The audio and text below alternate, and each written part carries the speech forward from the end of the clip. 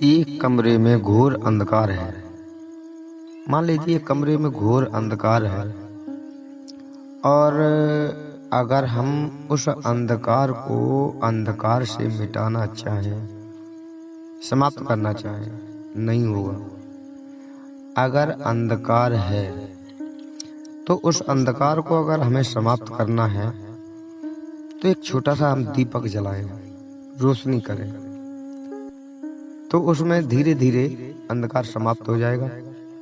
और अगर हम हर कोने पर एक एक दीपक जला के रख दें, धीरे धीरे उस कमरे का अंधकार पूरी तरीके से समाप्त हो जाएगा। इसी तरीके से हम आपको बताना चाह रहे हैं सभी धर्म प्रेमियों को, सभी कथावाचकों को, अगर किसी के अंदर से अंधकार रूपी, अज्ञानता रूपी जो विकार उसके अंदर भरे हैं, जो रूढ़िवादिताएं उसके अंदर समाई हुई हैं, जो अंधविश्वास उनके अंदर समाया हुआ है, भरा हुआ है, अगर उसे निकालना है तो ज्ञान रूपी प्रकाश, बुद्धि का सच्चा पावन ज्ञान उन्हें दर्शाएं, बुद्ध के मार्ग पर चलने के लिए प्रेरित करें। बुद्ध का पावन पवित्र ज्ञान जिससे जीवन उज्जवल बनता है, जीवन स्वच्छ पवित्र बनता है। जब हम उनके मन को शुद्ध बना देंगे, वाणी को शुद्ध बना देंगे, उनके अंदर प्रकाश रूपी ज्ञान रूपी प्रकाश जागृत कर देंगे, तो स्वतः ही अज्ञानता रूपी अंधकार समाप्त हो जाएगा। थोड़ा सा कहना, बहुत समझना, काम एक ही होगा, या हंस लो या गाल फुला लो। अगर आप गुस्से में होंगे, गाल फुलाएंगे, तो आप हंस नहीं सकते। अगर आप हंसेंगे तो आप गाल फुला नहीं सकते। काम तो एक ही होगा, या हंस लो या गाल फुला लो। रही बात, अगर हम किसी को कुछ देना चाहते हैं तो जो हमारे पास है वही तो दे सकते हैं। अगर हमारे पास खुशी है, मुस्कुराहट है, तो हम दूसरों को दे सकते हैं। अगर हमारे पास मुस्कुराहट नहीं है, हमारे पास प्रेम नहीं है, तो हम दूसरों को क्या दे सकते हैं? नहीं दे पाएंगे ना। हाँ भैया, नहीं दे सकते।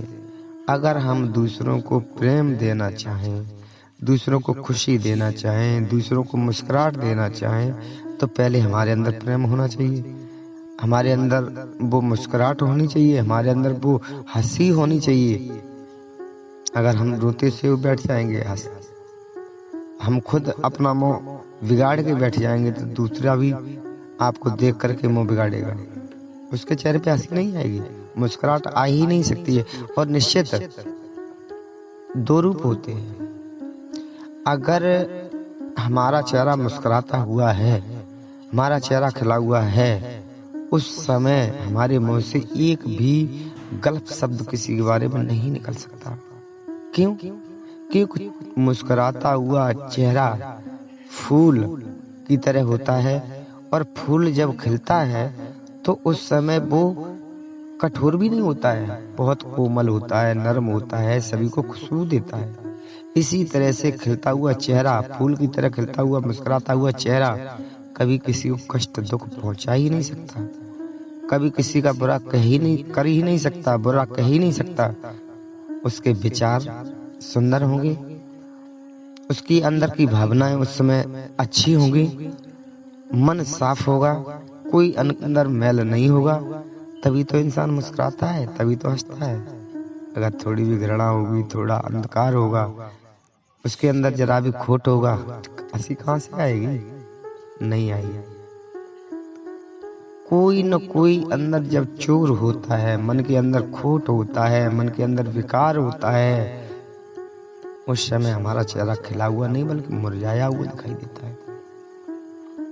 कली जब खिलने से पहले कठोर होती है, खूबसूरत भी नहीं होती, लेकिन अगर वही कली जब खिलती है, कोमल हो जाती है,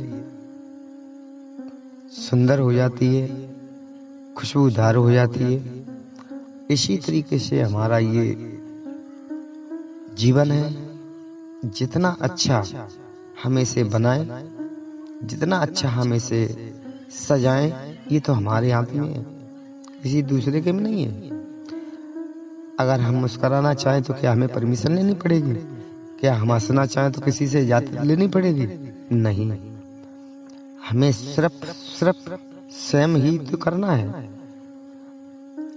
अगर हम चाहें तो प्रतिदिन रोज खुद हंसें, लोगों को हंसाएं, ये तो हमारे हाथ में है ना। हम चाहें तो किसी को रोजाना गाली दें, रोजाना लड़ाई झगड़ा करें, हम चाहें तो रोजाना प्रेम की बात करें, ये तो हमारे ऊपर निर्भर करता है ना कि हम किसी को बुरा कहें। अगर रोजाना हम ये प्रण कर लें आज हमें 2 मित्र बनाने अपनी सुंदर वाणी से, क्या नहीं बना सकते हैं? बना सकते हैं। इसी तरीके से अगर हम चाहें आज हमें 4 शत्रु बनाने, तो 4 नहीं 10 बना सकते हो। किसी को भी गाली देने लग जाओ, हैं? बन जाएंगे। तो हमारा सभी से यही कहना है कि कभी भी किसी को बुरा न कहें। क्यों? सत्य तो यही है कि लोहे में लगा हुआ जंग लोहे को ही तो खाता है। आपके अंदर पलता हुआ क्रोध आपका ही तो बुरा करेगा, हमारा थोड़ी नहीं करेगा, किसी दूसरे का नहीं करेगा, हैं? समझ जाओ। आग जब जलती है अपने घर में, सामान खुद का ही तो जलता है, दूसरा का कुछ नुकसान नहीं होता है।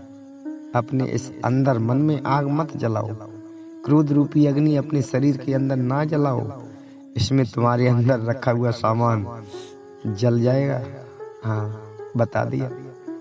तभी तो कहते हैं धम्म समझना हर किसी के बस की बात नहीं है। धम्म करुणा मैत्री प्यार है, दया कोमलता विनम्रता नम्रता जिसके अंदर नहीं है, धर्म नहीं है, धम्म नहीं है। हाँ, इतना जरूर कह सकता हूँ, नाम के लिए धर्म बना रखे। नाम के लिए धर्म तो है, धर्म तो है, लेकिन धम्म दम बहुत टेढ़ी की है, समझना। समझ गए?